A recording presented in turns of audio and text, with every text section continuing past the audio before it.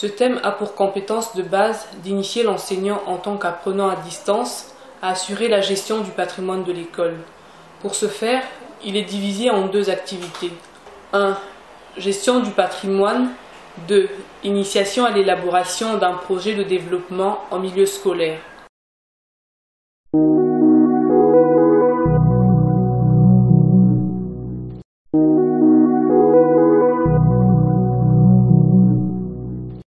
À l'issue de cette activité, vous serez capable de définir le concept patrimoine, patrimoine matériel, patrimoine immatériel, d'identifier le patrimoine de l'école, de citer les documents de gestion du patrimoine, d'inventorier le patrimoine de l'école, d'assurer le maintien et l'entretien du patrimoine de l'école et de gérer rationnellement le patrimoine de l'école.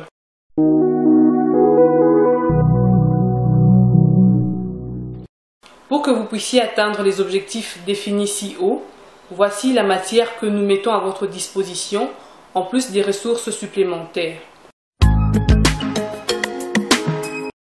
Patrimoine. Le patrimoine est l'ensemble de biens meubles, immeubles et aussi des idées forces appartenant à une communauté. Le patrimoine matériel, c'est lorsqu'il est concret, visible, palpable et perceptible par les sens. Le patrimoine immatériel correspond au projet, au slogan, à la devise d'une école. Il peut aussi véhiculer une philosophie ou une idée. Notons que le patrimoine est vulnérable, c'est-à-dire il peut se détériorer et se détruire s'il est abandonné ou mal utilisé.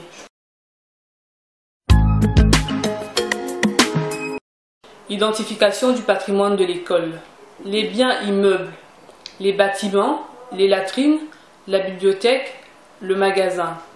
Les biens meubles, les bancs, les tables, les chaises, les manuels, les matériels didactiques, les ordinateurs.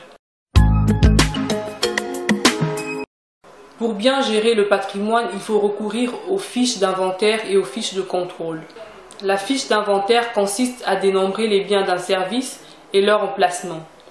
La fiche de contrôle consiste à vérifier l'existence des biens, leur état et leur quantité.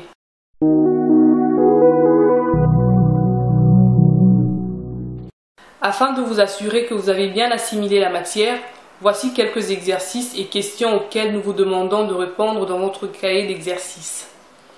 Exercice 1. Définissez les concepts patrimoine, patrimoine matériel, patrimoine immatériel.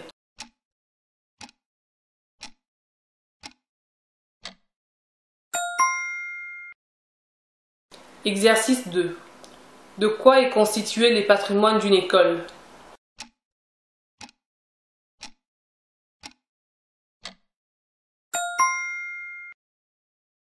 Exercice 3.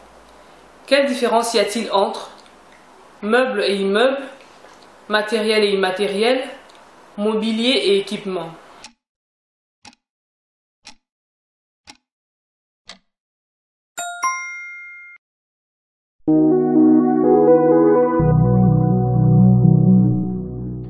Dans l'activité que nous venons de terminer, nous avons étudié la gestion du patrimoine, défini les concepts patrimoine, patrimoine matériel, patrimoine immatériel, identifier le patrimoine de l'école, citer les documents de gestion du patrimoine, inventorier le patrimoine de l'école, assurer le maintien et l'entretien du patrimoine de l'école, gérer rationnellement le patrimoine de l'école. Dans la prochaine activité, nous allons étudier l'initiation à l'élaboration d'un projet de développement en milieu scolaire.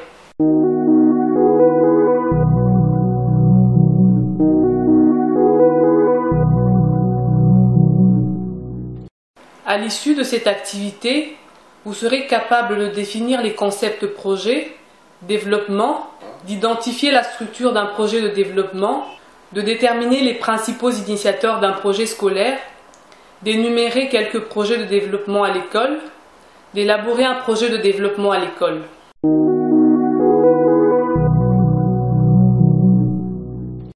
Pour que vous puissiez atteindre les objectifs définis ci haut, voici la matière que nous mettons à votre disposition, en plus des ressources supplémentaires. Description du projet. Nature du projet. Dire en quoi consiste le projet. Socio-économique. Objectif global. Ce sont des effets attendus d'un projet sur terrain. Objectifs spécifiques. Ce sont des objectifs précis à atteindre. Couverture géographique. Délimitation de l'espace socio-géographique où est implémentée l'école. Bénéficiaire direct. À qui profite directement le projet. Bénéficiaire indirect. À qui profite indirectement le projet. L'organisation technique et administrative pour la gestion du projet. Les résultats attendus.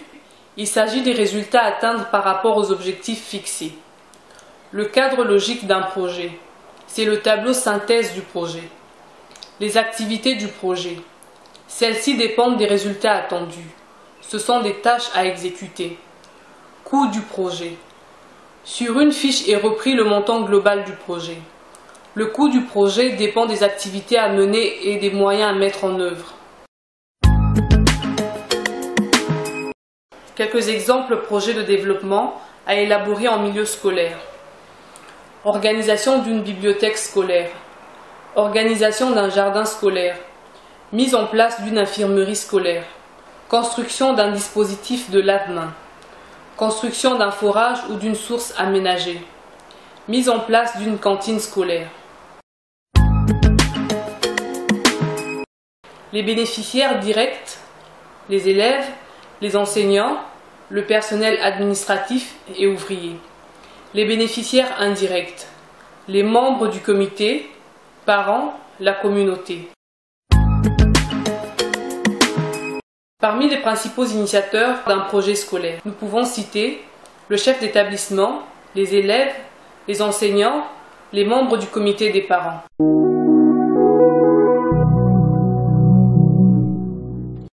Afin de vous assurer que vous avez bien assimilé la matière, voici quelques exercices et questions auxquels nous vous demandons de répondre dans votre cahier d'exercice. Exercice 1. Définissez les concepts. Projet, développement.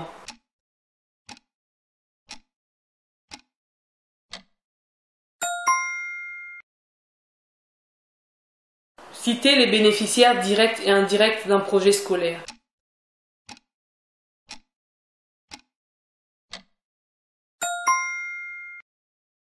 Exercice 2.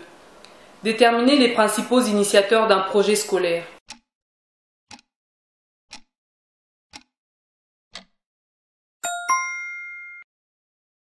Exercice 3.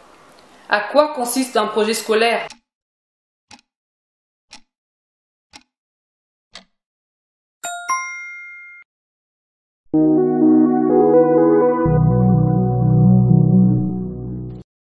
Dans l'activité que nous venons de terminer, nous avons étudié l'initiation à l'élaboration d'un projet de développement en milieu scolaire.